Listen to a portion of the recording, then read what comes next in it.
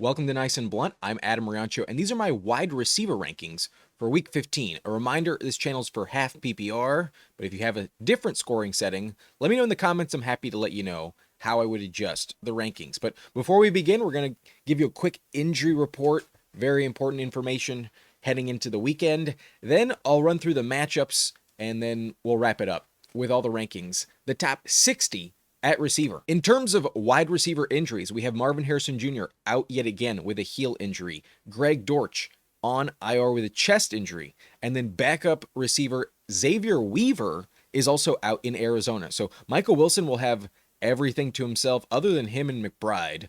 There's really no other pass catcher you can think of other than the running backs and maybe the backup tight end. So I still think Wilson probably worth starting, but Rashad Bateman in Baltimore, questionable, did not practice on Friday with an ankle injury.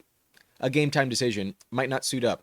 In Buffalo, Josh Palmer also questionable, limited all week with an ankle injury. In Chicago, Rome Odunze is questionable, limited all week in practice. Last week he didn't do anything, so I would expect Odunze to return to the field with his foot injury. In Cincinnati, T. Higgins is out with a concussion. In Cleveland, Cedric Tillman is also out with a concussion. He did not practice at all this week. In Denver, Pat Bryant is out with a hamstring. Since the bye, he's actually been more involved than someone like Troy Franklin, so that's pretty relevant. And then in Jacksonville, Parker Washington will return to the lineup. He was full in practice on Friday with a hip injury. He did not play last week. In Kansas City, Hollywood Brown is out with a personal situation. In LA for the Chargers, Quentin Johnston is questionable with a groin injury. He was limited on Friday. However, he was full Wednesday, Thursday. So downgraded late in the week, not a good sign. There's a chance QJ doesn't play. In LA for the Rams, Davante Adams dealing with a hamstring injury. Didn't practice Wednesday or Thursday, but it sounds like he's a game time decision and is expected to play. It seems like it's just maintenance. At his age, I understand why he may not need to practice in order to play. In New York, Garrett Wilson is on IR, still not practicing, not expected to return. In Pittsburgh, Calvin Austin was limited Friday with a calf injury, so similar to Quentin Johnston, a late week downgrade. It might hold him out. And then lastly, in Washington, Deebo Samuel didn't practice Friday with an illness, but odds are he'll be active. Odds are he's good to go. So that's it for the injury report. Now I would like to break down all of the matchups for the position, and no time to waste. Let's just go through it. Number one this year is Dallas. In blue, we have the season-long stats. In red, they're just the last 4 games. But Dallas has been the best on the year, and they're still giving up a lot of good fantasy points. So very legit upgrade for Jefferson and Addison. Do you trust J.J. McCarthy? Detroit is an elite upgrade for Puka and Adams, so they're a lock in the lineup. That's been the second best matchup in the last 4 games. And then Chicago ranks 3rd on the year, 6th in the last month, and very consistent numbers. Judy and Isaiah Bond might get an upgrade. Shadur Sanders might play very well. Washington has been the top 4 matchup this year, trending down, but still an upgrade, would rank 14th at the moment, down to 24.9 points per game allowed in the last month. But still, I'm going to trust the receivers for the Giants. WanDale Robinson and Darius Slayton could have a very good game. Next matchup is the Giants, so the same matchup. This is likely a shootout, and Terry McLaurin and Deebo Samuel get the New York Giants, which is actually the better matchup between the two teams in this game. So maybe there's some snow here, but I still trust the passing game quite a bit. The secondary is not going to stop either offense. In Indianapolis, that's been a good matchup this year, and their secondary is very injured. Even Charvarius Ward is out as well with a concussion, so nothing really is expected to stop JSN, Cooper Kupp, and Shaheed, but really I only trust JSN. That's pretty obvious. In Tennessee, that's been a good matchup, top 7 this year, and trending the same. I would upgrade Jauan Jennings above Ricky Pearsall. I'm not quite there yet to trust Ricky Pearsall, but Las Vegas has been a top 10 matchup all season. A.J. Brown and DeVonta Smith should be a safe option this week. And then in Pittsburgh, that matchup has been top 9 on the year, but lately down to number 20. Last 4 games, it is a bit more difficult for Waddle and Malik Washington. But Waddle, I would still trust. Baltimore has been a good matchup as well, but trending down just like Pittsburgh, and that would rank 21st lately. But JaMarr Chase will be lights out, and then Yoshivas gets an upgrade because T. Higgins will be out. Next matchup is Atlanta. That would have ranked number 1 entering Thursday night. And Evans, Egbuka, and Godwin did all have decent games. In San Francisco, that matchup has been top 12 on the season, so Chimere Dike and Elik Ayamanor might play decent.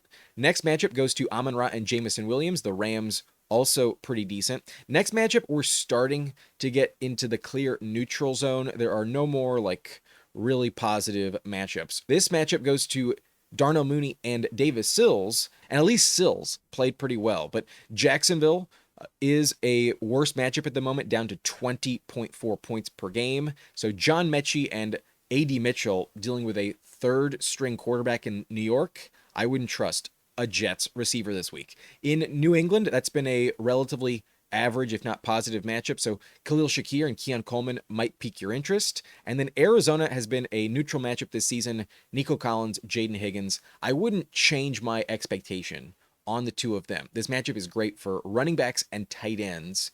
It's fine for receiver. Buffalo has been a average matchup as well. So Stefon Diggs and Kayshon Boutte, no upgrade nor downgrade. And then Philadelphia, Jack Betch and Trey Tucker will probably get the most targets from Kenny Pickett. Against the Eagles, it's a relatively average neutral matchup. Next matchup is Kansas City, which is the last one that's actually trending very positive at the moment. It would rank top 8 in the last 4 games. So Ladd McConkey, Keenan Allen, and Quentin Johnston might actually get an upgrade, but Justin Herbert's hand injury throws a big wrench into this equation. Green Bay has been a slightly difficult matchup, so Courtland Sutton and Troy Franklin, not sure I would upgrade them. The next matchup goes to Brian Thomas Jr. and Jakobi Meyers. That matchup actually would rank 26th. It is not an easy one, only allowing 19.5 points per game. I think they're vulnerable elsewhere, and that's why they're limiting receivers. But I don't think I would downgrade Myers or Thomas. Next matchup goes to New Orleans, which is actually a bottom 5 matchup. In the last month, it's very difficult, down to less than 16 points per game. So not sure I'm trusting Tetairoa McMillan as much as I usually do. This is a significant downgrade, if you ask me. Next matchup is in the same game. Olave and Vele are getting a slightly easier matchup. It would rank 15th, so more neutral for Olave and Vele. And then the Dolphins would get a positive matchup at the moment. It does trend just above league average, but on the season, it's still not an easy spot, so I'm not dying to trust DK Metcalf or Calvin Austin. And then this next matchup, Cincinnati, was a shocker when I realized how difficult it has been. Last 4 games down to 12.4 points per game. That is by far the lowest you can find. And maybe you don't believe it, but the Bengals are a tough spot for Zay Flowers and Rashad Bateman. Bateman may not play, though. That might help Zay Flowers. Next matchup is Denver, which because of the missing time from Pat Surtain, it actually would be an average matchup. 24 points per game allowed would rank 16th. So maybe you actually don't fear Christian Watson or Jayden Reed as much, but given Surtain is healthy, I don't know if I'm dying to trust these trends. Overall, it's still not an easy spot against Denver, but it has gotten easier in the last 4 games. Cleveland has gotten tougher last 4 games, down to 15.6 points per game. That would be bottom 4 matchup here for Odunze, Luther Burden, and DJ Moore. So given that rotation, not sure I trust any of them in a bad matchup like this. And then Houston has been a difficult matchup this year. There are some that are trending worse, but it's still at the bottom of the list. It would still rank clearly bottom 10. So Houston against Michael Wilson, Bachelia and Brooks filling in for other injured players. I still think I trust Michael Wilson, but Seattle is a very tough spot for Pittman, Pierce, and Downs with Phillip Rivers. Not sure I trust that situation. And then Minnesota is the second toughest matchup, but against CeeDee Lamb and George Pickens, I probably won't give a shit. Doubt I'm benching the Cowboys receivers. Last matchup on the slate goes to Rashee Rice and Xavier Worthy. The Chargers are not giving up anything in the passing game, so that'll be an interesting matchup. Tough spot for someone like Rashee Rice. That's it for the matchup breakdown. Now it's time for my rankings. And at number 1 through 5, the top 5 are very, very obvious. There is no way you have these 5 receivers and you're benching them. So let's just tell you some brief stats just in case you're wondering why are they in this order. Number 1 is Puka Nacua, in my opinion, this week. That Rams-Lions game is going to be one of the biggest shootouts on the week, and the Lions defense is atrociously bad at the moment. They are giving up 36.3 points per game on 186 yards, just shy of 15 catches per game, 7 touchdowns last 4 weeks, and I would trust Puka quite a lot. He's played 2 games against Detroit. In those 2 games, he averages 17.1 points per game and 6.5 catches, 108 yards per game. Only 1 touchdown, but still, those numbers are great. So Puka, obviously in the lineup. JaMarr Chase, I have at number 2, and I was tempted to put him at number 1 because he has owned the Ravens. In his last 4 games versus Baltimore, he is averaging 28.3 points per game. I'm not kidding. 28 plus points against the Ravens, 12.5 targets, 9.5 catches, 145 yards per game, and 6 touchdowns. But a couple weeks ago when T. Higgins was inactive, JaMarr Chase only had about 17 points. And perhaps given the secondary that the Ravens have, given their season's kind of on the line, I don't think they're going to let him drop 28 points. So that's why I'd rather bet on the higher point total. That's why I have Puka above JaMarr. But JaMarr is going to be elite, no doubt about it. And so is JSN. There's no way you're benching JSN. The Indianapolis defense is giving up 30 plus points per game. And not only is Sauce Gardner inactive, but Charvarius Ward also out with a concussion. So JSN, that's going to be an elite play, as always. And then Davante Adams, I think, will have a major bounce back after last week. Didn't score a touchdown last week. You know that's not going to stay the same for too long. And against Detroit, that defense is so porous. They're the second best matchup, not just on the season, but also in the last month. So got to trust him. There's no way I'm benching Adams. And then in the same game, we got Amon-Ra. That's a pretty no-brainer selection in the top 5. Amon-Ra was healthy against Dallas last time. He gets an extra few days to rest and recover. He should be good to go and lights out. This game is so critical. The Lions have to win out. I don't think they can afford to really lose any game. So maybe it'll be a Lions victory this week, but if it is, even if they lose, Amon-Ra will contribute like crazy. So the top 5, who the fuck is benching the top 5? So let's move on. This is tier 2, and in the top 11, there's really no argument to be benching any of these players either, but there are some nuances where maybe you don't trust some of them as much, and I am downgrading a couple of them a little bit, but not Nico Collins. Nico Collins is my wide receiver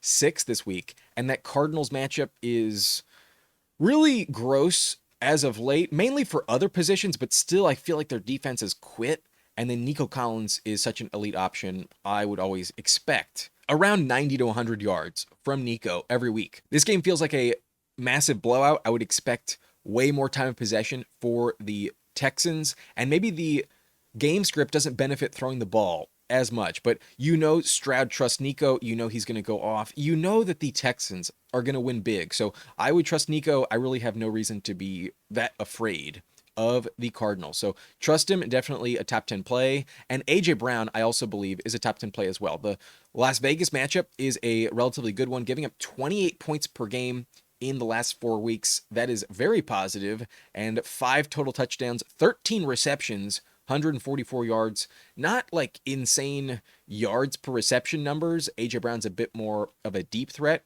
but still he's been playing lights out. He's one of the few components of the Eagles right now that is working consistently. He's been playing very well since the drama has picked up. So AJ Brown, I'm locking into the lineup. The Raiders won't be able to cover him. And CeeDee Lamb, I am downgrading, but obviously locking into the lineup. The Vikings matchup is tough. Let's not sugarcoat it. The Vikings are actually the second toughest matchup in the last 4 games, giving up only 12.9 points per game, 7.5 catches, 91 yards per game, not a single touchdown in that sample size. So that's definitely a red flag, but at the end of the day, are you benching Lamb? Fuck no. Dak Prescott should still be a good option, and I would absolutely expect Lamb to be his number 1 target. So the concussion protocol has been cleared with a few extra days to rest. I'm glad he's available on Sunday night primetime. There's no way I'm benching CeeDee Lamb, but I don't have him top 5. I did lower my projection for him, the Vikings are a difficult spot. But Stefon Diggs, I'm going to rank top 10 this week. I am trusting him. No doubt about it. I'm going to start him. Since leaving Buffalo, he's played 2 games against them.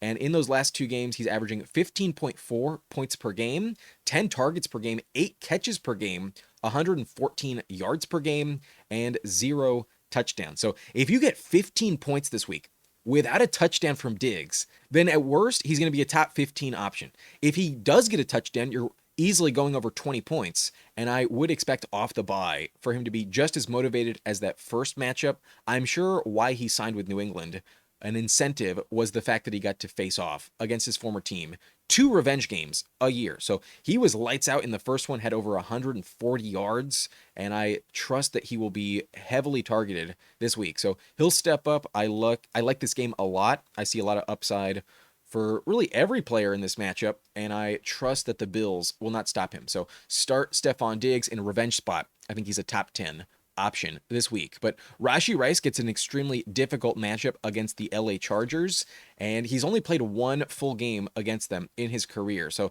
he did play decently well in that spot. He did score 14.5 points, 6 targets, 5 catches, 60 yards, and a touchdown. That was 2 years ago, so perhaps things are going to be different. If anything, I would expect more volume with no Hollywood Brown as well. So he's a lock in the lineup. Definitely not going to bench him. But based on the matchup, I think I do prefer the upside for Stefon Diggs just a little bit more. Last week, the drops were really a big problem for the Chiefs. So they probably rectify that. I wouldn't expect many drops, but there's also some weird vibes, and then the Chargers defense is playing lights out. So bad matchup, got to put him at the bottom of the top 10, but definitely keeping him in the lineup. At number 11, I'm also keeping Michael Wilson in the lineup. There is no way you can convince me that if you made the playoffs on the back of Michael Wilson, you are going to put him on the bench. I know the matchup is very difficult. Houston has elite corners. They're only giving up 20.6 points per game in the last month, but that's a better matchup than what we're getting for Rashee Rice this week. Same with CeeDee Lamb.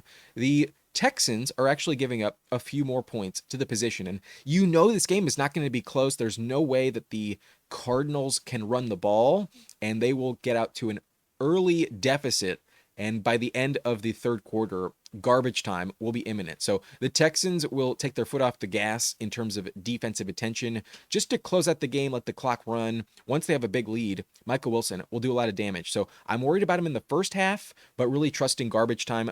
Brissett looks to him like crazy. These are his last 3 games without Marvin Harrison Jr.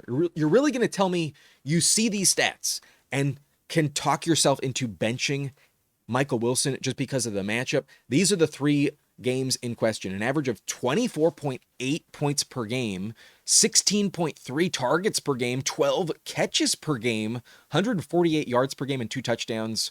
Why not put Michael Wilson as wide receiver 1? Like, I was genuinely tempted to rank him above Amon-Ra and even Adams. Like, I don't think I could put him above JSN, JaMarr, or Puka, but why not put him higher? These are insane numbers. And Harrison will be out again. So is Greg Dortch. So is Xavier Weaver. And it's just Derek Stingley that scares me. So this matchup is bad for McBride. I think Wilson will compensate for that. Wilson, I think, will be lights out. I got to start him. I can't bench Michael Wilson. If he got you this far, you'd be ludicrous and insane to be panicked about the matchup. So he's my wide receiver 11. All of these top 11 are locks in the lineup. Now we enter tier 3, and all these players are in my top 20. 12 through 18 are also locks in the lineup. I don't think you can be arguing to bench them unless you have a very narrow league size and maybe you have elite depth. There is no argument I can think of why you'd be benching these players. So let's run through it. I think Jameson Williams is a lock in the lineup this week. Elite upside as always. I know the risk is sometimes difficult, but this Rams matchup is not scary. They're giving up 27 points per game on 11.3 catches, 137 yards, 5 touchdowns last 4 games, and Jameson Williams, I think, will contribute. This game is going to be a heavy shootout. I would expect a lot of usage here, especially down the field. JMO will have to dial up one of his best games in order for the Lions to win. So I'm trusting JMO. I trust Goff this week, and I like the matchup a lot. So JMO, a lock in the lineup, got to trust him. And if you're still wondering how does he perform in this matchup, he's played 2 games against the Rams, and he's averaging 11.8 points per game against them on 5.5 targets, 3.5 catches, 70 yards per game, and a touchdown. I would anticipate that volume to go up. So lock in Jameson Williams, top 12 receiver, and then George Pickens right behind him at 13. I would also lock in to the lineup. I know last time we saw him, he kind of didn't play his best. I'm not sure what the motivation was going on there, why he didn't try to catch all those passes, but I still trust him. I don't think I'm going to be fading George Pickens. He's a major reason why you made the playoffs, and even against the Vikings in a tough spot, I trust Dak Prescott. I would still start George Pickens. It feels like, despite any risk factor, just like Jameson Williams, the upside is too high. But one more reminder, that Vikings matchup is tough, only giving up 13 points per game on average. Not a single receiving touchdown for a wide receiver in the last month. So good luck with Pickens, but I would still lock him into the lineup. I don't think I can bench him. And then Terry McLaurin, I think, has a really good matchup this week, and I would upgrade him, would want to start him. Because even in this matchup in division, he plays very well. An average of 11.7 points per game in his last 4, on 9.3 targets, 5.8 catches, 58 yards per game, and 2 touchdowns. Obviously, we'd feel better if Jayden Daniels was getting the start, but given Daniels played like shit off the injury last week, maybe you prefer Mariota. But I really think it was the matchup against the Vikings last week, why he was so bad and why that offense looked like shit. So against the Giants, not a defense that scares you at all. These are the stats that they're giving up to receivers. Last 4 games, the Giants have allowed 31.1 points per game, 11.3 catches, 165 yards, means very good yards per catch numbers. I think down the field, McLaurin could dominate. They've also had 6 touchdowns. I think Terry's going to have a great game. I like Terry a lot. Top 15 play. I would trust him significantly.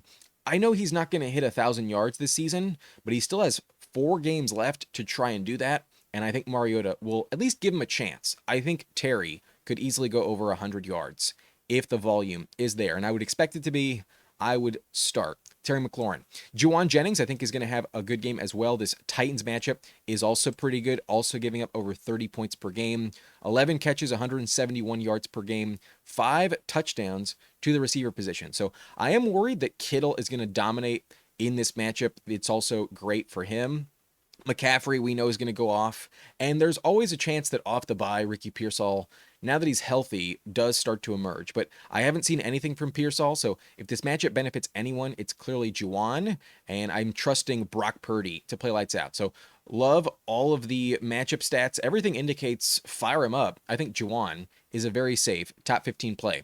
WanDale Robinson, I think, is an elite option in PPR, extremely high volume every week, very safe floor, and maybe you don't get 100 yards from him, but I would expect at least like 6 catches. In general, you get an avalanche of volume out of WanDale, so the matchup for him is also pretty good. The Commanders' defense is trash, and despite his last 4 games in division against them not looking too hot, I kind of don't care. These are his average stats: 6.3 points per game, 5 targets, 3.5 receptions, 30 yards per game, and 1 touchdown. So maybe they just have his number, but I would expect that volume to kind of double. And if that's what's going to happen, then I definitely expect over 10 points this week. So hoping for a touchdown, I could see it not hit, but from a floor standpoint, WanDale is one of the most bust-proof options, and I really expect a good game here. The Commanders don't scare me at all. So I'm going to fire up WanDale. I think the safety with him is paramount, and I can't envision him busting. So an elite top 20 play, maybe not the highest ceiling, but extremely high floor. Courtland Sutton, I have right behind him in the top 18 as well. And Sutton gets a solid matchup, maybe not an elite one, but I definitely trust him to be the number 1 receiver in this offense. Since the bye, Troy Franklin has faded fast, and Sutton is starting to keep up with what we expected entering the year. So he's still the number 1 target. Bo Nix maybe isn't the best quarterback we can find in the league, but he's pretty serviceable. I think this game has a chance to be kind of high scoring. It's more likely a defensive game, but I still think the Packers will give them a good run for their money, and I'm trusting Bo Nix to have to sling it down the field. They run defense for the Green Bay Packers is pretty tough. So receiver will need to contribute. Sutton is my pick here, and I think he's a top 20 option. I am projecting a touchdown for Sutton. I think he does find the end zone, and that's why I like him quite a bit. But a player I really trust to find the end zone like clockwork at the moment is Jakobi Meyers. In the last 4 games with the Jaguars, he's been playing lights out. An average of 13 points per game, 7 targets per game, 4.8 catches,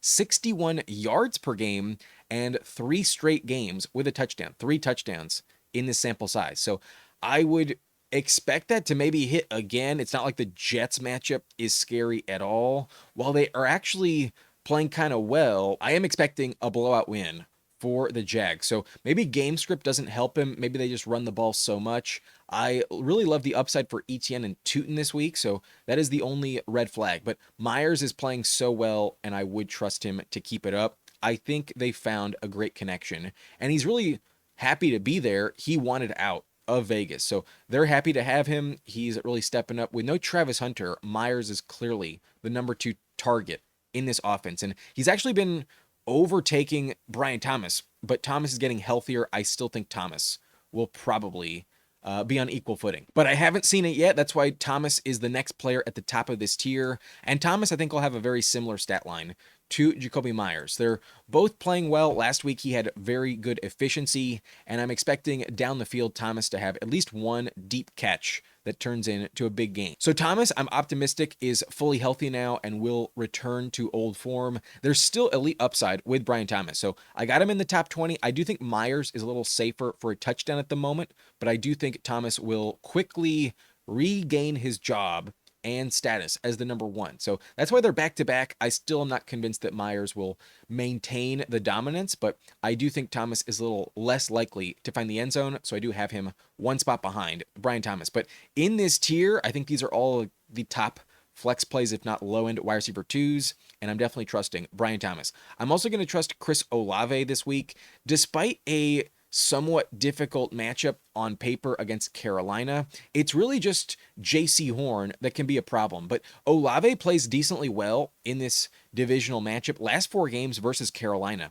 he's averaging 10.7 points per game on 6.5 targets per game, 4 catches per game, 57 yards. Isn't elite, but 2 touchdowns in that span, and that's going to be critical this week. So without it, you might only get like 7.5, 8 points, but I do think there's a decent shot for Olave to find the end zone. The Panthers' last 4 games have given up 24.6 points per game on average, 9.5 catches per game, 138 yards per game, and 4 touchdowns to the receiver position. So I think Olave is going to be the more likely touchdown option this week, and I do think he's a safe option. In general, the volume does carry you, but there is a world where J.C. Horn proves me wrong. I do understand there's some risk. Now that we're at number 20 in the ranks, I'm still starting them, but I am acknowledging there's a little more risk at this point. And some players I'm hitting the panic button entirely on later on. So one reason I have Olave this high isn't quite because I believe he will hit like 15 plus points, but mainly because I think there is no way he gives you less than 8. The floor with Olave is so safe, and I would trust 50 plus yards to hit this week. So with a touchdown, you'll easily go over 10, and even against J.C. Horn, I would trust Chris Olave, a bust-proof option. I want that in my lineup this week because there aren't that many left. DK Metcalf, even with a great game last week, is not that safe to bet on. The Dolphins matchup at times has been tricky this year, and there are some snow chances in this matchup. So not quite sure if Metcalf will keep it up. Last week was impressive, but a divisional game maybe helped Rodgers play a little better. I don't know what's going on in Pittsburgh because that offense is just so hard to project week to week. Metcalf started off the year red hot with a bunch of touchdowns. Then he had a big drought, and now he stepped up recently, but against the Dolphins, I don't know exactly what will happen. So good luck with him, but last week was encouraging. I think in this game, I want the receiver 1 of both teams. So I think the Steelers will win. That's why Metcalf, I think, will contribute. I have him at wide receiver 21. But right behind him in the same game, I got Waddle, who I have similar expectations for. I think you have to start him. The volume, I think, will be there. The upside might be limited, though, because of the weather. Tua is not the same quarterback in bad weather. And last week, that's what we thought, but the temperature actually stayed above 40 degrees by kickoff. And really, it's sub 40 degree temperature when Tua plays like shit. So this game will be sub 30 degrees, and maybe he figured it out last week, but I think that was just the Jets matchup, not indicative of what will happen throughout his career in the snow and the cold. So Tua scares me. That's why Waddle is a bit of a liability, but in general, this matchup isn't like that scary, and you trust the volume to be going to Waddle more so than anyone else. So I would still start him definitely in the top 25. I think is a high-end flex option, low-end wide receiver 2. He's a safe guy to play.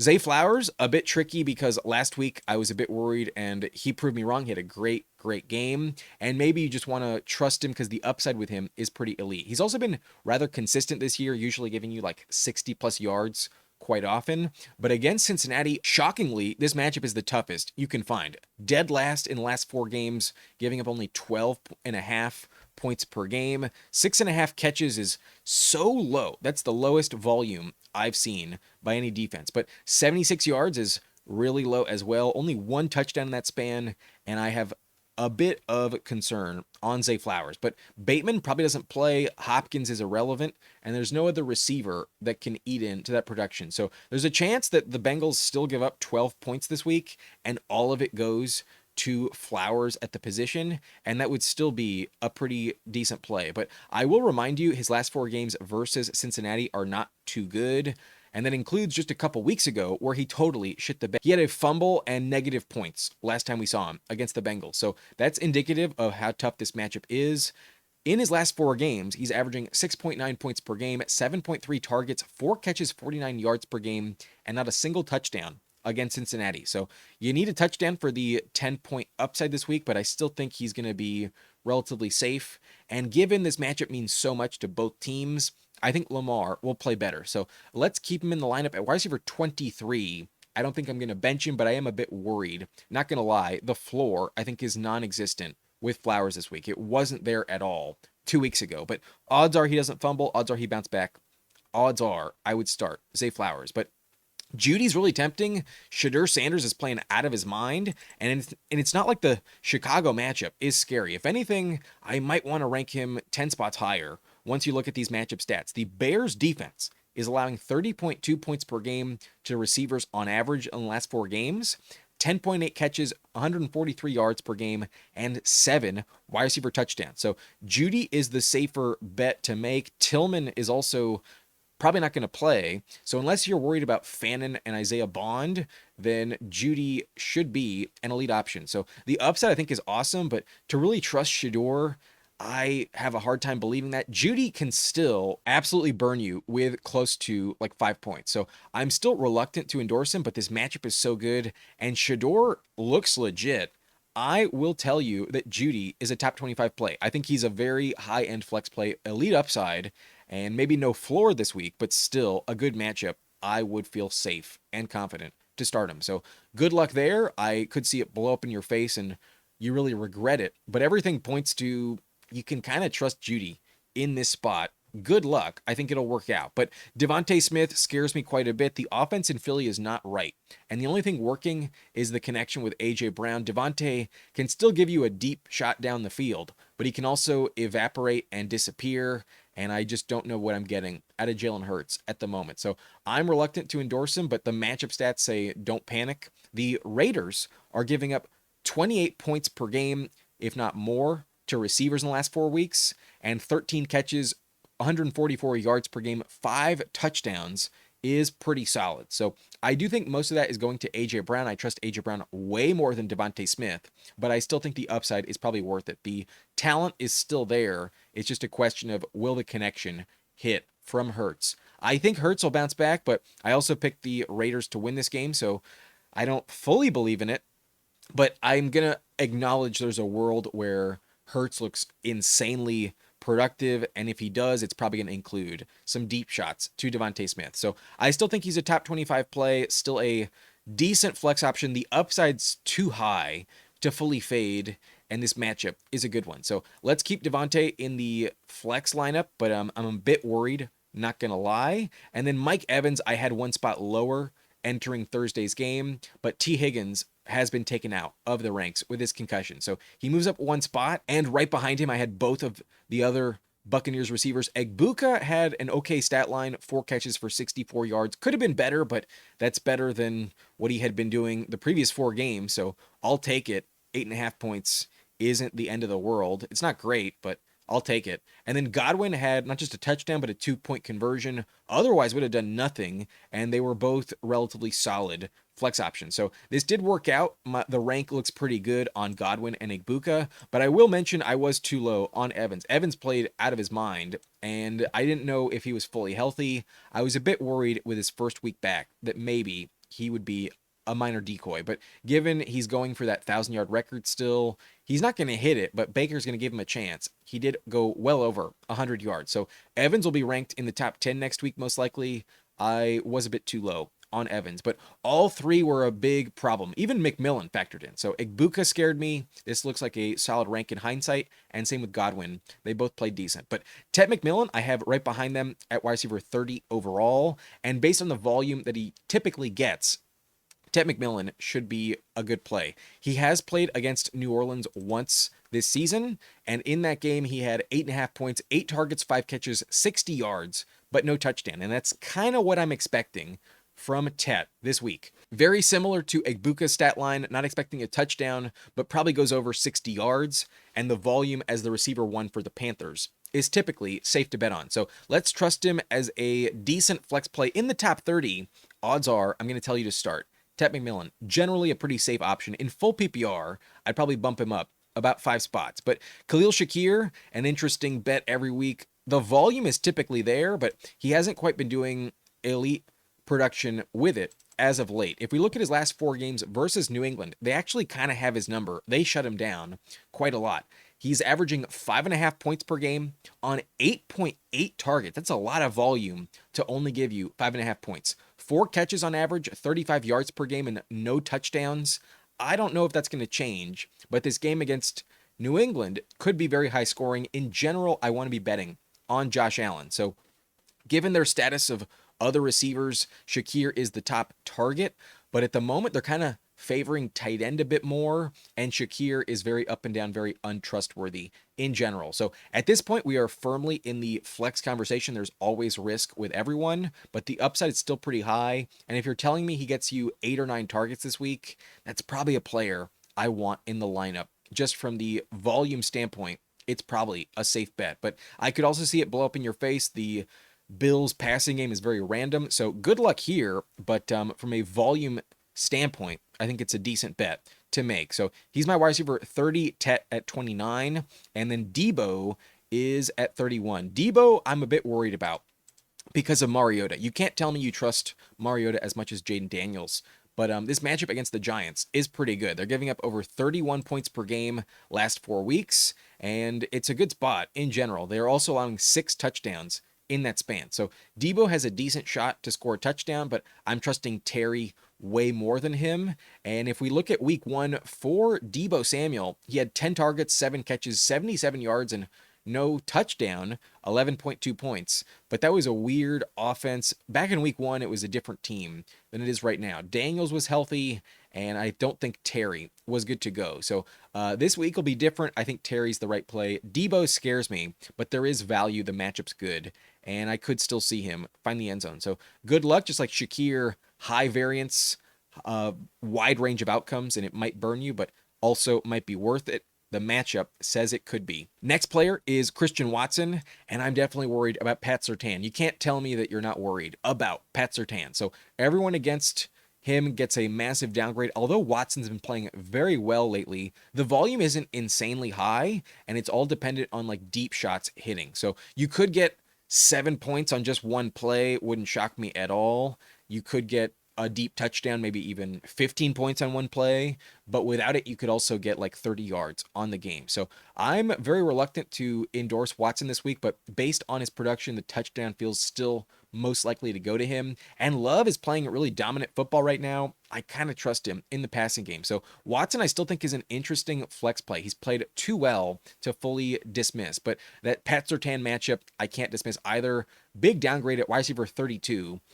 I probably don't want to press my luck, but I understand if you're desperate enough to do it. There are some major red flags remaining on the list, but a player I'm actually really tempted to rank higher this week is Xavier Worthy. Last 3 games, he's starting to play pretty well, an average of 61 yards per game in the last 3 weeks, but still like no touchdowns at all this season. However, I'm a bit excited about this matchup because Hollywood Brown is not going to play. So that's been a big problem for him. Hollywood has vultured him, but watch someone like Juju or even Tyquan Thornton just fill in for Hollywood and get those touchdowns. So Worthy's still a major liability, but I would like to showcase those last 3 games against the Chargers in his last 2 games. An average of 11 points per game, 5 targets, 4 catches per game, 60 yards per game, and 1 touchdown.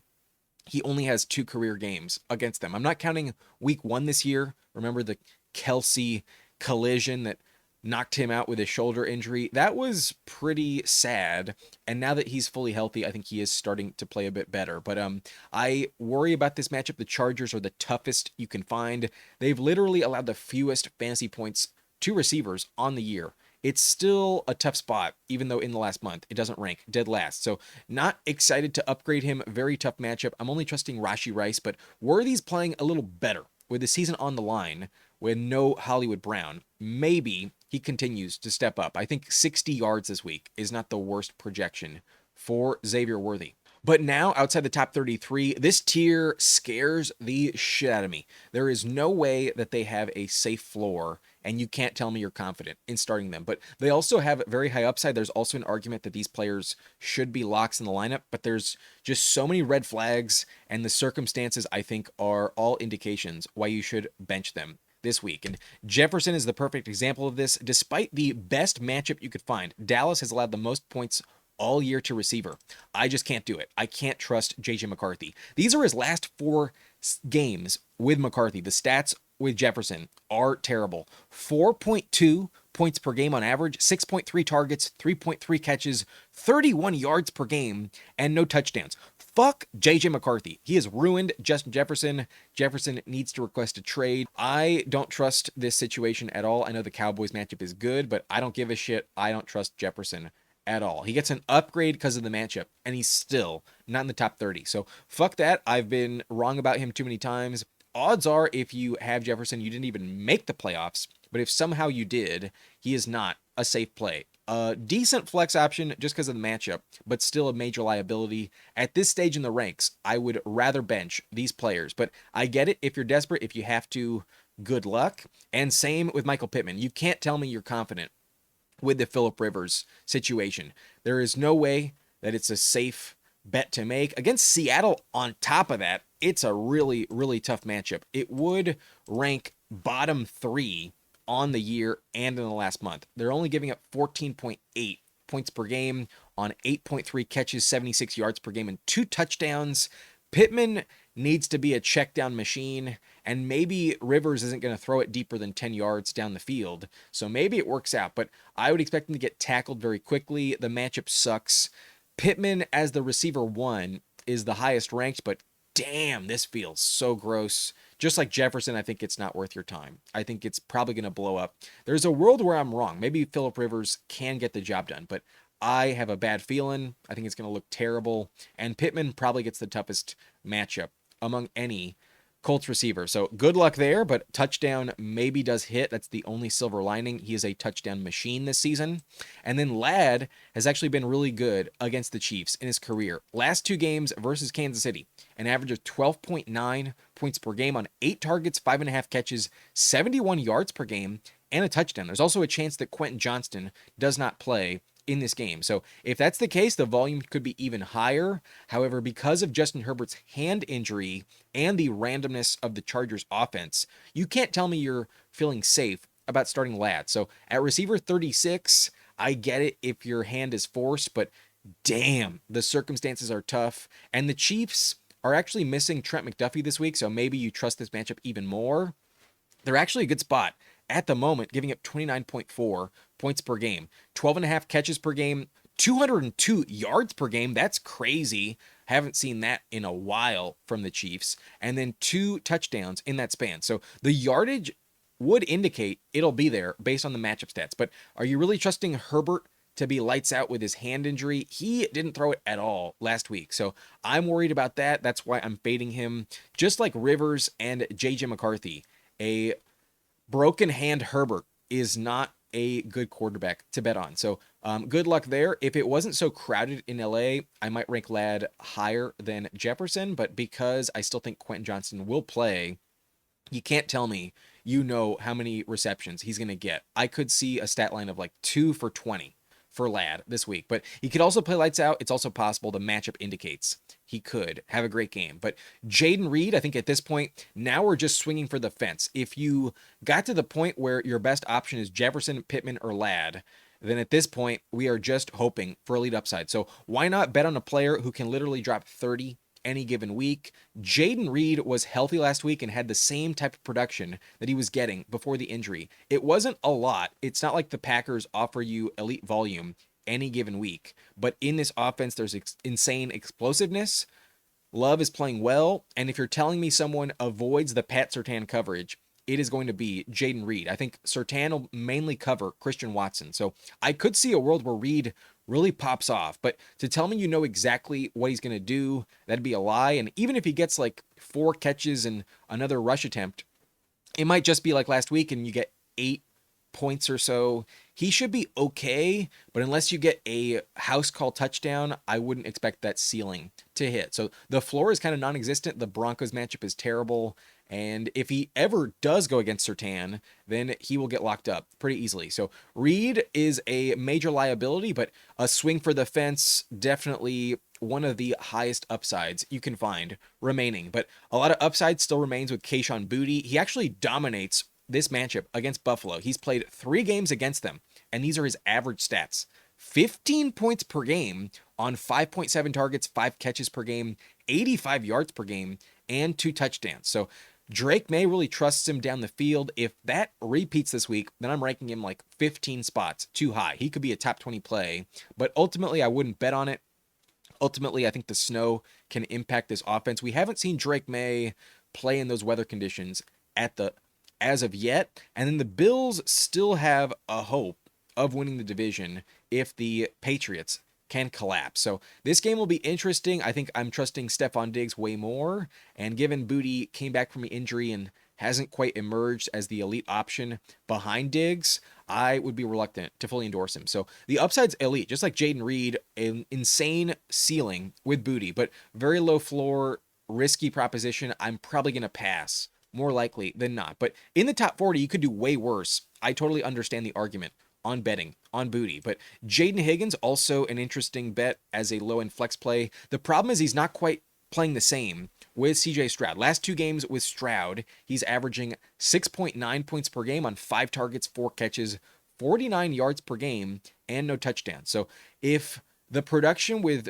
Davis Mills is not going to repeat, I don't feel as high on Higgins anymore, and this matchup is much better for running backs and tight ends. So I'm trusting Schultz. I think Nico is going to play well, but Woody Marks I think is going to be the player of the game, and unless the touchdown hits early, I would worry about game script later on in this matchup. There's no way the Cardinals are going to compete with the Texans, so I'm expecting a big lead early in this game, and if the game script just says run the ball, then Higgins can be a big liability. So just a floor play, he's fine, but I really don't trust the touchdown to ever hit with Stroud anymore, and the volume has been capped at 5. It was trending towards 8 targets per game with Mills, so he's moving down the list. I don't feel as safe with him. Just a floor play. I think you could do worse, but there's also a world where he does find the end zone and does go over 10 points again. He has had some good production in the last couple months. So good luck with him. A major risk factor, but I think just a floor play, kind of safe in terms of bust potential.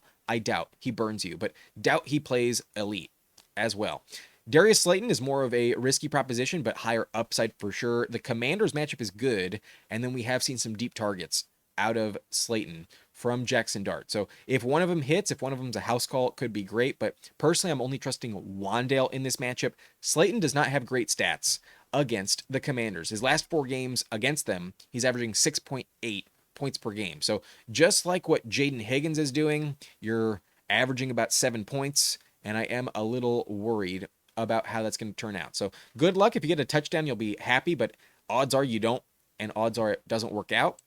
And then Darnell Mooney I did have ranked right around here at wide receiver 40, 41 going into Thursday. I've bumped up a couple players above him, so I think he moves down one spot technically, but this is where I ranked him going into Thursday night. A lower end, barely top 40 receiver. And now we hit tier 7, where at this point, all these guys are major liabilities. There's such a high risk factor. I really don't trust the floor with any of these players. But there is an argument that actually the ceiling is really high, and there's a world where if you're desperate, if you don't have those other options in the top 40, maybe your hand is forced. Maybe this is the best player you can find. But some of them have been guys we've been trusting. Some of them have very good name value, and perhaps it's a bit shocking to see them this low. But you can't tell me that you trust Rome Odunze very much. He's been banged up, didn't even play last week. And although he's limited in practice, he's returning to the lineup. The Browns are a very tough spot. They're only giving up 15.6 points per game last 4 weeks. So bad matchup. I don't trust his health. I also don't trust the volume. There's been major problems in Chicago this year where receivers just shit the bed. In fantasy, you don't know what you're going to get. So could be a decoy, could give you a bagel. Wouldn't be shocked if he also gave you 15 points. Odunze, too high variance to trust. I would bench him. But Burden has been stepping up. Burden actually has like an average of 60 yards pretty often last few games. And maybe it continues, but with Odunze coming back to the lineup, not sure I want to bet on it. I'd rather go Burden, though, than DJ Moore. I think Burden's time is coming, and he will emerge as the weeks go by. He is the future, not DJ Moore. I would expect Burden to be above DJ Moore on this team next year. If anything, DJ Moore will not play for Chicago next season. So Burden, I do think is interesting, but with Rome healthy, I think I'm going to pass. And then DK is still a number 1 receiver, so you could get a touchdown out of him. He has had some good games at times, but against the Niners, the matchup's not bad at all. There's definitely some upside in this spot. So I could see it work out. Mainly garbage time is what I would bet on. And I doubt he gives you like 50 plus yards, but a touchdown has been hitting kind of decently often with DK. So good luck, high risk, high reward, but not the worst option. In full PPR, I think he's less valuable though.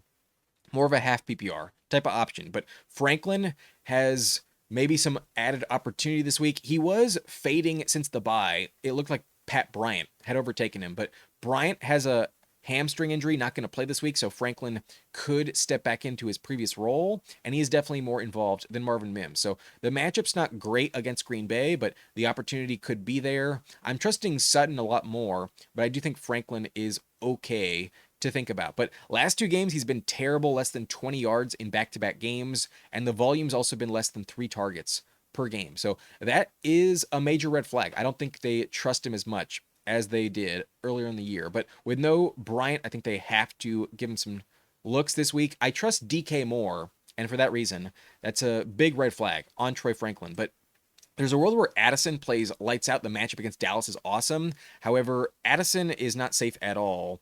That's for sure. In Addison's last 4 games with JJ McCarthy, he's averaging 5.5 points per game on 6.5 targets, 2.3 receptions, 29 yards per game.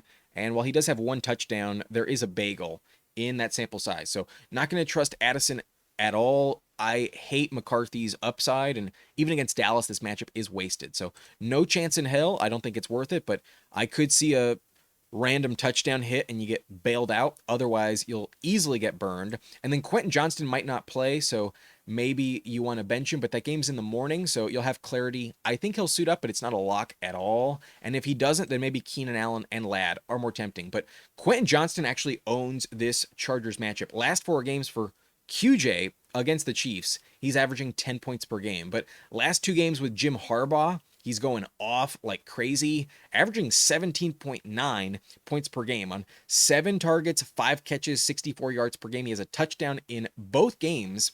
Actually, last time he played them, week 1, he had 2 touchdowns. So 3 touchdowns total. He is starting to dominate the Chiefs. So if he's active, some high upside, but Herbert's hand injury and then his hamstring strain is a problem. I think Quentin Johnston's too risky to trust, but Keenan has been fading fast lately. I think the age is getting to him later in the year. He's not the same player as he was in September. So Keenan, I would bet against this week. I don't trust the volume, and I don't love the matchup enough. But the matchup's actually good lately. I have a hard time trusting it, though. I think they'll step up a bit more with their season on the line. If anything, a divisional matchup against the Chargers, the only team I think they can steal a playoff spot from.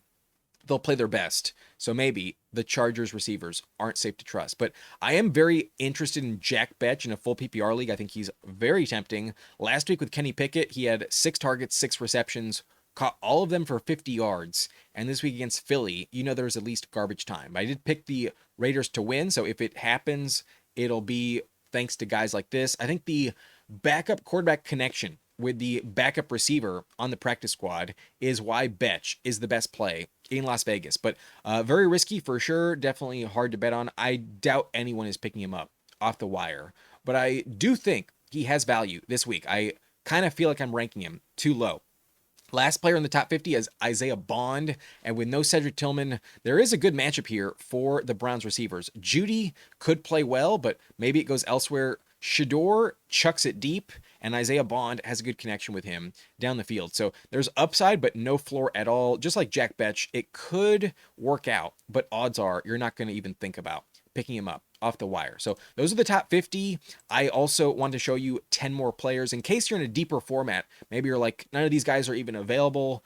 Maybe even Jack Betch isn't on the wire at the moment, but these are the next 10 players inside my top 60 wide receivers 51 through 60, and I wouldn't trust any of them. But there is an argument that maybe Andre Yoshivas will play well. There's no T. Higgins this week, but last week. But there is a chance that Yoshivas plays well. With no T. Higgins, I could see another touchdown. That's what he did against the Ravens 2 weeks ago when Higgins was inactive, but only had like 1 reception in that game. So no floor with Yoshi. You need a touchdown. I doubt it works out. And then Ricky Pearsall, maybe off the bye, starts to play better, but he's been so bad since coming back from injury. I wouldn't trust him, but the matchup is good. And I do still think he has potential. They don't want to just give up on the first round pick. But Josh Downs and Alec Pierce, major liabilities with Phillip Rivers. I doubt Rivers can chuck it deep. So I think Pierce is the least valuable.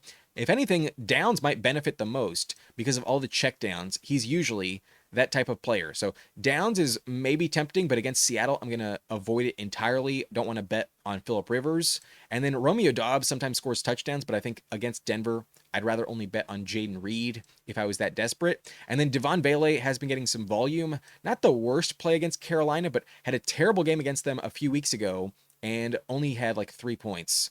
I wouldn't trust him. No thanks with Devon Bailey. But John Mechie gets a third string quarterback, and I believe his name is Cody York. I already forgot.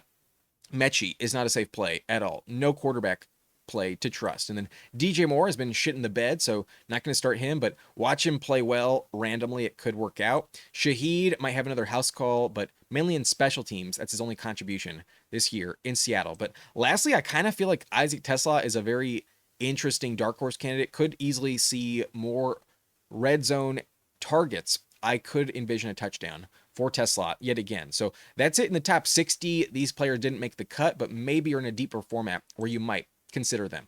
But back to the top 50, these are my rankings, all the players I would be more likely to consider. And really the top 5 are going to be elite. That's a no-brainer. Puka, JaMarr Chase, JSN, Adams, and Amon-Ra have been locked into the lineup all season long. And then despite maybe not having the same caliber upside, you're always trusting Nico, AJ Brown, Lamb, Diggs, Rice, and Michael Wilson. Maybe Diggs is going to play better than average this week, but against Buffalo, he really steps up, so I'm going to trust him even more. Nico against Arizona, that matchup doesn't scare you. He should play awesome. AJ Brown's been elite lately, so got to trust him. Lamb gets a terrible matchup, so despite a downgrade, I still have him top 10. Can't bench him. And then Rashee Rice, also bad matchup, still top 10 as well. But Michael Wilson, hard to trust against Houston, but still I trust the volume. If you got this far with Wilson, cannot bench him. That would be crazy. But JMO probably gives you another 100-yard game, high upside against the Rams, high shootout potential. And then Pickens, also bad matchup, but still can't bench him. He's been too good this year. Terry gets an elite matchup and plays great against them. So I like this spot for him a lot. Even with Mariota, I like McLaurin very much. Jauan gets a great matchup as well. Jennings should have a touchdown in my opinion. The Titans can't stop anyone. And then WanDale, an elite floor play in full PPR. The volume's always there. The matchup's good. I think he'll play even better this week. But Sutton probably scores a touchdown in my opinion against the Packers. They will need to compete. So like Sutton a lot. Trust him a lot more with no Pat Bryant. And then Jakobi Meyers and Brian Thomas Jr. going to be on equal footing, but Myers is more likely to score a touchdown at the moment. Thomas, though, looks healthy, is emerging. I think he's good down the stretch. But Olave, always a safe play for volume. Not the best matchup, but still got to trust him. Metcalf played great last week, and I think in this game against Miami, he'll be better than a Waddle, so I trust him a little bit more. I think Rodgers steps up just a little bit. Waddle, though, is always a lock in the lineup. The volume will be there. With no Tyreek Hill, he's been in your lineup every week. But Flowers actually gets a really tough matchup against Cincinnati, so wanted to rank him higher, but the matchup stats scared me away. I would still consider him a very high-end flex play, if not low-end wide receiver 2. Judy gets a great matchup, but trusting Shedeur Sanders is still a risky proposition, but the upside is worth it. I think Judy is a good play, but Davante gets a good matchup. Otherwise, I'd be worried. Jalen Hurts not playing great, but Davante too talented to bench. I told you to flex Evans, Egbuka, and Godwin. They all had solid, if not good games. Evans didn't score a touchdown, but had 130 yards. He was the best play. Egbuka worked out, though, for at least 60 yards. I'll take it. Godwin had a touchdown and 2-point conversion. They were all good, start-worthy plays. At least flex options, not terrible from the 3 of them. Tet, I think, will be similar to Egbuka, about 60 yards, 8 or so points. And in general, he's bust-proof, but kind of limited upside. The Saints aren't the best matchup you could find. Shakir, very high risk, high reward, but I would like to bet on Buffalo this week. I think they're going to win, or at least put up a lot of points against New England. But Deebo gets a good matchup, but I think Terry gets the main benefit with no Daniels. I'm not trusting Deebo as much, but Watson, major downgrade against Pat Surtain, so want to rank him higher, but hard to trust. Tough matchup for sure. Worthy playing better with no Hollywood, more likely to score a touchdown, but still a rather risky option. He is playing better, though. That's why I would trust him in the top 33. But Jefferson, can't trust McCarthy, so sad to see it against Dallas. The matchup's wasted. Pittman, really tough matchup, and with Rivers, major red flag, so good luck there. Ladd gets a good matchup this week, but maybe not the safest play. Herbert's hand injury is limiting the passing game. But at this point, let's just bet on upside. Jayden Reed has elite potential, but maybe a bad matchup here. I would expect Surtain to lock up Watson. Maybe Reed gets open. But Boutte plays awesome against Buffalo. Might be ranking him too low, but just an upside swing, low floor. Jayden Higgins, more of a floor play, capped upside, but has been getting volume consistently. Could play well against Arizona. Slayton, good matchup for him. Elite upside down the field, but need that touchdown to hit. Might not work out. Darnell Mooney was risky, didn't show up against the Bucks, but was a wide receiver 1 at the end of the day. Then we have Rome Odunze, Luther Burden. Not sure what's happening in Chicago. Hard target share to trust. I kind of feel like Burden is safer, but Odunze is still higher upside. Then Chimere Dike, hoping for a touchdown in Tennessee. Good matchup. Maybe garbage time does save you. Franklin might play better with no Pat Bryant, but has looked like shit since the bye, so hard to trust. And then Addison also looking like shit with McCarthy, but could bail you out in a good matchup with a touchdown. Quentin Johnston dominates the Chiefs, but isn't a lock to play. Got hurt on Friday. And then Keenan Allen has been so up and down, hard to trust. Wouldn't feel confident with Herbert's injury. But Jack Betch, kind of feel like I'm ranking him too low. Played great last week, and I think his connection with Kenny Pickett is valuable. And then Isaiah Bond has a good connection with Shedeur down the field and might need to be contributing in order for them to compete against Chicago. So those are my rankings. If you still have questions, let me know in the comments down below. But that's it for this video. If you enjoyed, hit that like button and subscribe to the channel for more content like this. I'll give you injury updates later tonight. And then late night, I'll give you my final ranks at quarterback, tight end, and defense. Look out for that. Ring the notification bell if you do not want to miss out. I'm Adam Riancho. Thank you for watching. Nice and blunt.